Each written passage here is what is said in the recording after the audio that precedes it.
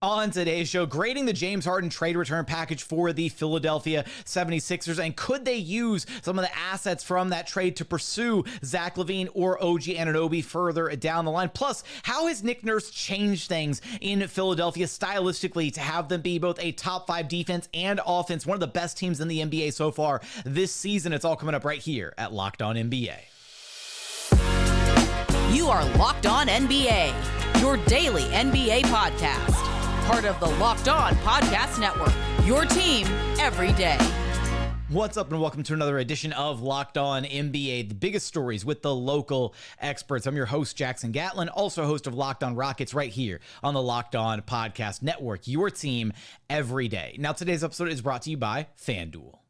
Score early this NFL season with FanDuel, America's #1 sportsbook, because right now, new customers get $150 in bonus bets with any winning $5 moneyline bet. That's $150 if your team wins, and all you have to do is wager $5. It's that simple. If you've been thinking about joining FanDuel, there is no better time to get in on the action. The app is so easy to use. There's a wide range of betting options, including spreads, player props, over-unders, and so much more. Right now, you can take a look at the outright betting favorites for Super Bowl 58. Right now, you've got the Kansas City Chiefs at plus 490 to win it all this season. The Eagles right behind them at plus 500. 49ers at plus 600. You got the Ravens at plus 850. And rounding out the top 6, you got the Dallas Cowboys at plus 1100 and the Miami Dolphins at plus 1200. So for all of those odds and so much more, be sure to visit FanDuel.com/lockedon to get started this NFL season. Again, that's FanDuel.com/lockedon. FanDuel, official partner of the NFL.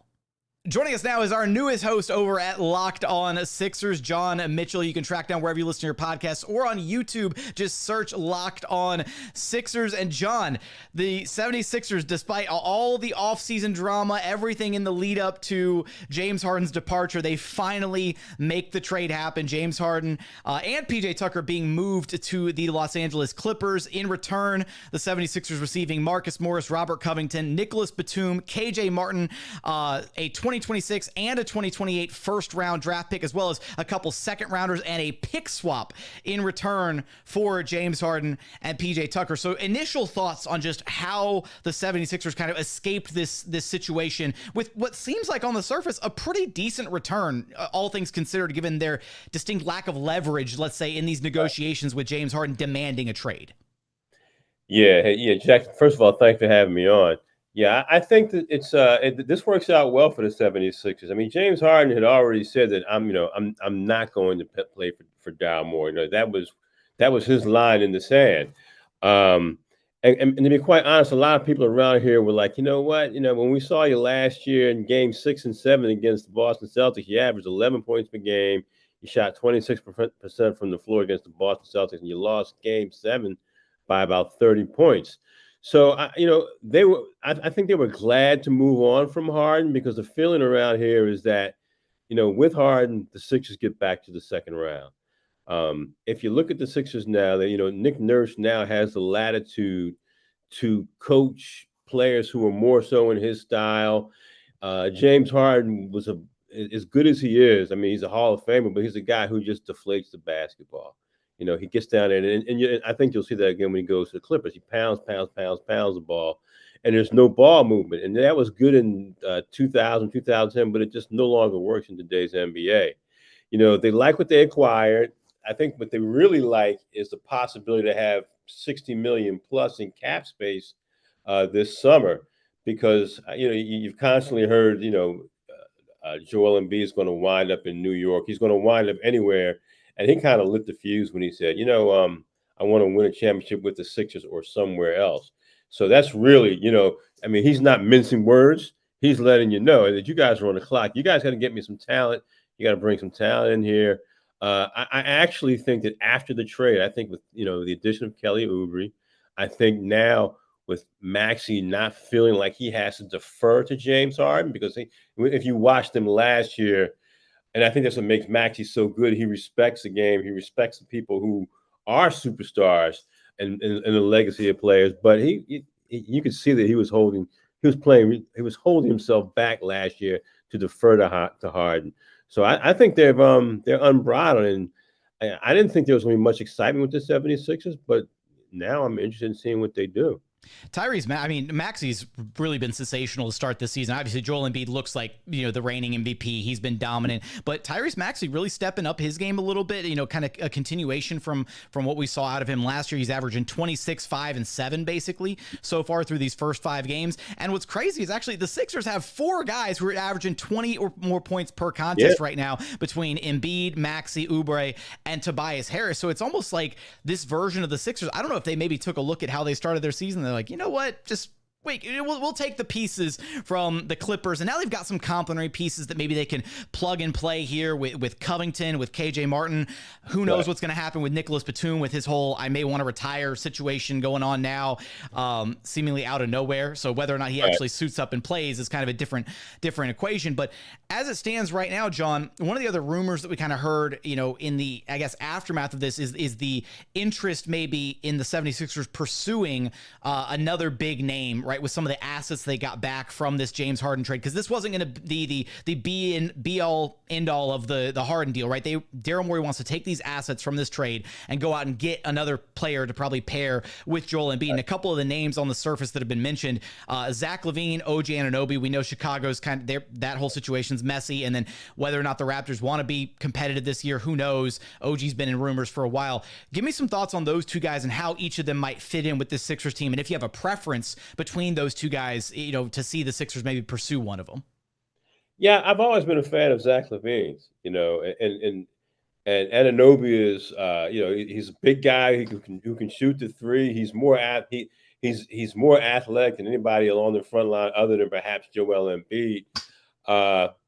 My feeling though is that if you're the Sixers, which you want, those guys we bring up are all going to be free agents this summer. So my feeling is that why trade for? See what you have right now. We'll get to Christmas, we'll get to the All-Star break, we'll get to the trade deadline, and then if you're anxious to pull a trigger, if things are looking really good, and maybe you can get a Zach Lavine in here. I would, if I were to give those guys tiers, I'd put Zach Lavine at tier 1 and Anunoby at tier 2 for the 76ers. But yeah, when I hear those names, I'm like, if you don't mind me asking, John, is that because you feel like the 76ers need the scoring punch of a Zach Lavine, or are you just putting them just in a vacuum as players? Zach Lavine tier 1, OG tier 2. I like the punch. I think this is a league now that has really gone offensive. You look at the numbers, and it's you got yourself a rim protector in Joel. I think if you give him somebody else who spreads the floor and somebody else who can be in that motion offense that Nick Nurse is running now, I think you have some really nice assets there. But again, if I'm the Sixers, I play this year out, and you say, hey, Joel, you bring him in a room and say, who do you want? And look at this free agent market. Unless there's something that pops up, like I've heard Donovan Mitchell's name pop up as a guy's potential trade. If you can get Donovan Mitchell in here, that would be really special. So, I think, and of course, he's not going to be a free agent this summer, but if you can possibly do something to finagle him from Cleveland, and you make that move. So potentially a fan of at least staying at pat for now, seeing what the team has. Because look, this team looks really good so far this season. I mean, it's an early sample size, but right now they are number 4 in defense. They're number 5, I believe, in offense. If I don't have those numbers flipped, 4 in defense, 5 in offense right now. So top 5 in both categories. They're the second best net rating in the NBA currently at plus 11.8 in their 5 games they play. You lose the opening night game against the Bucks by 1 point. This is a team that very easily could be 5-0, undefeated at this point. Yeah. They're showing a lot of promise. How impressed have you been with Nick Nurse and just kind of what you've seen out of this team and what he's done with this team so far this season? If you watch them, they look totally different from the way they looked under Doc. Doc is an old school coach. Doc stuck with the way things were done. When you watch Sixers last year, it was screen and roll, screen and roll, screen and roll. They probably ran screen and roll more than any team in the league. And it was very effective because James Harden led the league in assists last year. And Joel Embiid obviously won an MVP award. But with Nick Nurse, like last year, for instance, there was a lot of Tobias Harris standing off in a corner and spectating.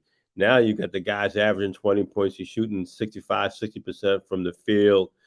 Kelly Oubre has stepped into the office and looks completely comfortable. I don't want to throw too many rose petals at these guys' feet right now, but you can clearly see that they have adopted, that they're buying into Nick Nurse's coaching style. You can clearly see it. Man, what will? Go ahead. I'm sorry. Go ahead. No, go for it. And they've got they're in the middle of this. They're in the early stages of a home stretch right now where they can really make some hay. And they've got 2 games of Boston during this stretch. So I was down on what they did when it was another summer of drama.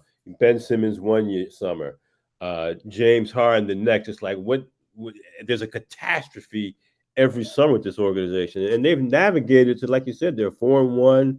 They're playing defense well. Joel Embiid is leading the team with 7 assists. So what's not to like right now? Should this team ultimately stand pat before making any moves with the assets from the James Harden trade, or should they pursue one of those names that we mentioned, Zach Lavine, OG Anunoby? You'll have us covered for all of that and so much more over at Locked On Sixers. John, I appreciate you stopping by Locked On NBA with me. Jack, and thanks for having me on. I appreciate you.